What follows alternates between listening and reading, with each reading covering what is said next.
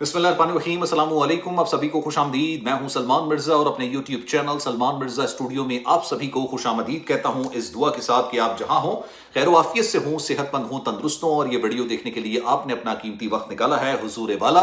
Video के आगाज़ में तहे दिल से आप सभी का मैं शुक्रिया अदा करता हूँ। जनाब, आज जो वाक़या मैं आपको सुनाने जा रहा हूँ, ये वाक़या हर उस इंसान को सुनना चाहिए जो रिस्क के हलाल कमाने के लिए अपने वतन से, अपने प्यारों से, अपने बीवी बच्चों से दूर गैर मुल्क में जाता है और मेहनत मजदूरी करता है, क्योंकि पीछे उसके घर वाले उसके साथ जो सलूक करते हैं। आज जो वाक़या मैं आपको सुनाने जा रहा हूँ अपनी नौयत का इंतहाई अंदोनाक वाक़या है। ये वाक़या सुन के आपकी आंखों में आंसू आ जाएंगे। 32 साल एक नौजवान जिसका नाम होता है सफदर, शादीशुदा होता है, 3 बच्चे होते हैं, एक 10 साल की बेटी, एक 8 साल की बेटी और एक 5 साल का बेटा। ये आज से नहीं 2 साल से सऊदी अरब में काम कर रहा होता है। 2024 में सऊदी अरब गया होता है, रिस्क के हलाल कमा रहा होता है, घर वालों को भेज रहा होता है। और ये बैरून मुल्क गया भी इस वजह से था क्योंकि इसके घर के हालात काफी ज्यादा खराब हो गए थे। अपनी बीवी के कहने पर इसने अपने बच्चों से दूरी इख्तियार की, अपनी बीवी से दूरी इख्तियार की, लेकिन ये अचानक अपने घर वालों को सरप्राइज देता है। और ये रमजान के महीने में भी, जो रमजान चल रहा है, ये अपने वतन वापस आ जाता है और अपने घर वालों को ये खुशखबरी सुनाता है कि मैं ईद मनाने के लिए तुम्हारे साथ आया हूं और 2 साल बाद आया हूं। इसके बच्चे इसको देख के खुशी से निहाल हो जाते हैं, लेकिन बीवी के चेहरे पर 12 बज चुके होते हैं।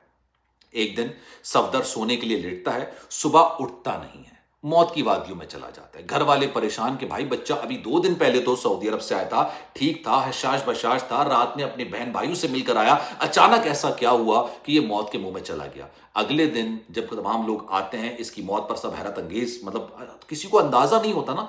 कोई इसकी गर्दन पर देख लेता है कि भाई इसकी गर्दन पर एक निशान बना हुआ है। फौरी तौर पर पुलिस को इतला दी जाती है और उसके बाद पता चलता है कि रात में सफदर का इंतहाई बेदर्दी के साथ कत्ल किया गया और कत्ल करने वाली कोई और नहीं बल्कि उसकी अपनी बीवी थी। अब ये वाकया मैं आपको बयान करने जा रहा हूं, इस वाकये को पूरा सुनना है और कमेंट सेक्शन में इस तरह के वाकयात के हवाले से अपनी राय का इजहार जरूर करना है। जनाब, ये 32 साल नौजवान था सफदर। ये बेसिकली 2024 में सऊदी अरब जाता है, लेकिन सऊदी अरब जाने से पहले इसकी एक किरियाने की एक शॉप होती है। ज़्यादा बड़ी शॉप नहीं होती, छोटी शॉप होती है, चल रही नहीं होती, शादी हो चुकी होती है, बच्चे पैदा हो चुके होते हैं। 10 साल की बेटी होती है, अलीना उसका नाम होता है, एक 8 साल की नेहा होती है और एक जीशान 5 साल का इसका एक बच्चा होता है। बच्चे बड़े हो रहे होते हैं, घर का खर्चा पूरा नहीं हो रहा होता है। इसकी जो बेगम होती हैं वो उसको कहती हैं कि भाई अब खर्चे बढ़ रहे हैं, आपकी कमाई से खर्च पूरा नहीं हो पा रहा है, सारा रेंट में चला जाता है, ग्रोसरी में चला जाता है, बिल्स में चला जाता है, ये समझ नहीं आता कि क्या खाएं, क्या कमाएं, बच्चों पर क्या लगाएं। तो इसकी बीवी इसको मशवरा देती है। इसकी बीवी का नाम होता है शनाज। वो कहती है कि मेरी जो बहन है उसका शौहर सऊदी अरब के अंदर एक कंपनी के अंदर काम कर रहा है, मैं उनसे बात करती हूं, आप सऊदी अरब जाइए, रियाल में कमाइएगा, हालात बेहतर हो जाएंगे, फिर वापस आ जाइएगा और अपनी किरियानी की शॉप को मजीद आगे वुसअत दे दीजिएगा। इसके शौहर को समझ आती है, कहता है कि भाई तुम अगर बात कर सकती हो तो कर लो। ये अपनी बहन से बात करती है, अपने बहनोई से बात करती है और ये कहती है कि आप कोई वीज़ा लगवा दीजिए, मेरा शौहर भी आप ही के साथ आप ही की कंपनी में काम करना चाहते हैं, हमारे घर के हालात बहुत बुरे हैं। इनके जो बहनोई होते हैं वो ऑब्वियसली वीज़ा वगैरह लगवा देते हैं। 2024 के अंदर सफदर जो है ना, वो अपने ही, मतलब आप समझ लीजिए कि अपनी बेगम की बहन के शौहर के साथ काम करने के लिए ये सऊदी अरब चला जाता है और वहां पर जाकर मेहनत मजदूरी कर होता है। 2 साल तक ये वहां पर काम कर रहा होता है और वतन वापस नहीं होता, क्योंकि घर के हालात इतने खराब हो चुके होते हैं कि घर कर्जे पर आ चुका होता है, घर की चीजें बिक चुकी होती हैं, घर के ऊपर बहुत सारे मसाइल होते हैं। अब जब कमाने ये लगता है और रियाल में कमाने लगता है तो इसकी जो बेगम होती है पीछे, ये कर्जा उतारती हैं, पहले घर के हालात बेहतर करती हैं, बच्चों को गवर्नमेंट स्कूल से निकाल के प्राइवेट स्कूल में डालती हैं, थोड़ा सा लाइफस्टाइल अपना बेहतर करती हैं। लेकिन मामला कहाँ खराब होता है? मामला यहां खराब होता है कि जब ये प्राइवेट स्कूल में अपने बच्चों को एडमिशन कराती हैं तो जाहिर सी बात है छोड़ने भी जा रही होती हैं और लेने भी जा रही होती है। जब घर के अंदर मर्द नहीं होता ना तो खवातीन ही मर्दों वाले काम कर रही होती हैं। इसी असना में, अच्छा मैं आपको बता दूं, डीपेस्ट रिस्पेक्ट है मेरी नज़र में उन खवातीन की जो शौहर के कंधे से कंधा में लगाने के लिए, आप समझ लीजिए कि घर के हालात को बेहतर करने के लिए बाहर निकलती हैं, शाना बशाना काम करती हैं शौहर के साथ, भाई के साथ और वालिद के साथ। मैं डीपेस्ट रिस्पेक्ट रखता हूं ऐसी खवातीन के लिए, मेरे नज़र में, मेरे दिल में उनके लिए बड़ा एहतराम है। अब ये बाहर जा रही होती हैं, इनकी मुलाकात हो जाती है एक ऐसे शख्स से जो कि अपनी बेटी को छोड़ने के लिए स्कूल आ रहा होता है। एक आध दफा बात हुई, आपको पता है यहां पर जा रहे होते हैं, कोई नया आया होता है, उससे ऐसी सलाम दुआ हो गई। अब सलाम दुआ से बात आगे बढ़ गई, थोड़ा सा और आगे बढ़ गई, बातचीत दोस्ती पर आ गई, दोस्ती पर फोन नंबर पर आ गई, फिर वो प्यार में तब्दील हो गई। हमारे माशरे के अंदर हराम काम में इतनी लज्जत हो जाती है लोगों को कि भाई वो फिर देखते नहीं है कि उनका अपना शौहर है, घर गृहस्थी है, एक एक आप समझ लें इज्जत होती है घर की, वो सब कुछ भलाने के लिए तैयार हो जाते हैं। ये खातून शहनाज नामी یہ اس بندے کے ساتھ جس کا نام ہوتا ہے طارق. یہ اپنی بیٹی یا بیٹے کو چھوڑنے کے لیے اسکول آتا ہے, ان سے سلام دعا ہو گئی, ملنا ملانا ہو گیا, عاشقی شروع ہو گئی. یہاں شوہر سعودی عرب میں محنت مزدوری کر رہا ہے, گھر کے حالات بہتر کرنے کی کوشش کر رہا ہے, اور بیگم اس طرح کے کام کر رہی ہے. اچانک شوہر رمضان کے مہینے میں واپس آتا ہے اور گھر والوں کو سرپرائز دیتا ہے کہ بھائی میں واپس آ گیا ہوں, اور کم سے کم میں 3 مہینے تک نہیں جاؤں گا. یعنی میں اب بقرعید کر کے جاؤں گا. میں نے 2 سال کی چھٹی ایک ساتھ لے لی ہے, تو میں اب عید اور بقرعید ساتھ کر کے جاؤں گا. بھائی بیوی کے چہرے پر 12 بج جاتے ہیں. ان کو تو اپنی جو لو لائف ہے یہ ختم ہوتی بھی نظر آتی ہے. طارق سے کیسے ملاقات ہوگی, بچے خوش ہوتے ہیں, بچوں کو تو باپ کا پیار چاہیے ہوتا ہے, بچے خوشی سے نہال ہوتے ہیں. اب جب یہ صفدر آتا ہے, آنے کے بعد یہ اپنی بہن کے گھر چکر لگاتا ہے, بھائی کے گھر چکر لگاتا ہے, کھانا شانا کھاتا ہے, لیکن بیگم نہیں جاتی. بیگم یہ کہتی ہیں کہ بھائی میری طبیعت ناساز ہے, آپ بچوں کو لے جائیے, میں گھر کے اندر اکیلی ہوں. صفدر لے جاتا ہے اپنے بچوں کو. پیچھے سے ان کی جو بیگم ہوتی ہیں یہ طارق کو بلاتی ہیں ملنے کے لیے, اور کہتے ہیں کہ جناب اب تو یہ 4 مہینے کے لیے آ گیا ہے, ابھی کم سے کم 3-4 مہینے تک تو نہیں جائے گا, بقرعید کر کے جائے گا. طارق ان کو کہتے ہیں کہ بھائی میں تو آپ کے بغیر نہیں رہ سکتا. یہ بھی کہتی ہیں کہ میں آپ کے بغیر نہیں رہ سکتی, ہمارا ملنا ملانا ختم ہو جائے گا, فون پہ بات کرنی ختم ہو جائے گی, مشکلات ہو جائیں گی. اب کیا کریں؟ دونوں یہ پلان کرتے ہیں کہ بھائی پھر اس کو راستے سے ہٹاتے ہیں. اب ہم نے ساتھ رہنے کا فیصلہ کر لیا ہے, تمہارے مالی حالات بھی بہتر ہو گئے ہیں, زندگی بہتر ہو گئی ہے, ہم اپنی زندگی کو آگے بڑھاتے ہیں, تمہارے بچے ہم پال لیں گے. بیگم جو ہے نا ان کی جو ہوتی ہیں صفدر صاحب کی, یہ پیار میں اندھی ہو چکی ہوتی ہیں. یہ فیصلہ کر لیتے ہیں چلو ٹھیک ہے اب اس کو راستے سے ہٹاتے ہیں. صفدر خوشی خوشی اپنی بہن سے بھائی سے مل کے اپنے بچوں کے ساتھ واپس آتا ہے.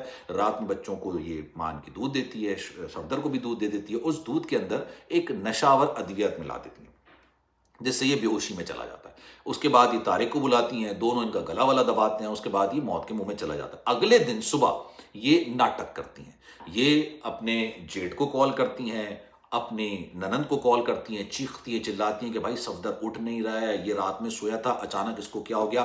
وہی بہن بھائی جس سے ایک رات پہلے صفدر مل کر آیا تھا, خوشی سے نہال تھا, 2 سال بعد آیا تھا, سب کچھ صحیح تھا, دعوت ہوئی تھی, وہ لوگ آتے ہیں کہتے ہیں یار رات تک تو سب صحیح تھا, سب بہتر تھا, اچانک اس کو کیا ہوا. ان کی بیگم یہ ناٹک کرتے ہیں کہ بھائی مجھے کیا پتا, میں تو آپ کے ساتھ پاکستان میں رہتی ہوں, یہ سعودی عرب سے جب سے آئے تھے بیمار تھے. انہوں نے کہا کہاں بیمار تھا بھائی, کل تو ہم سے مل کے گیا ہے, خوشی سے نہال تھا, کھانا شانا کھایا, کسی چیز کا پرہیز نہیں, کوئی کچھ نہیں, اچانک ایسا کیا ہو گیا. لیکن خیر تدفین کے مراحل شروع کیے جاتے ہیں. جب تدفین کے مراحل میں جب غسل دینے جایا جا رہا ہوتا ہے تو اس وقت دیکھا جاتا ہے کہ اس کی گردن پر ایک نشان ہے. صاف پتہ چلتا ہے کہ گردن دبائی گئی ہے, خون جم چکا ہوتا ہے اس لیے گردن دبائی ہوتی ہے. بھائی شور مچانا شروع کر دیتا ہے, پولیس کو اطلاع کرتا ہے, پولیس آتی ہے, پوسٹ مارٹم کرایا جاتا ہے. پتہ چلتا ہے کہ بھائی اس کی موت سے پہلے اس کو نشاور ادویات دی گئی, اور اس کی جو موت ہوئی ہے وہ گردن کی ہڈی ٹوٹنے سے یعنی سانس رکنے کی وجہ سے ہوئی ہے. پتہ چل جاتا ہے کہ بھائی یہ تو سیدھا سیدھا قتل ہے.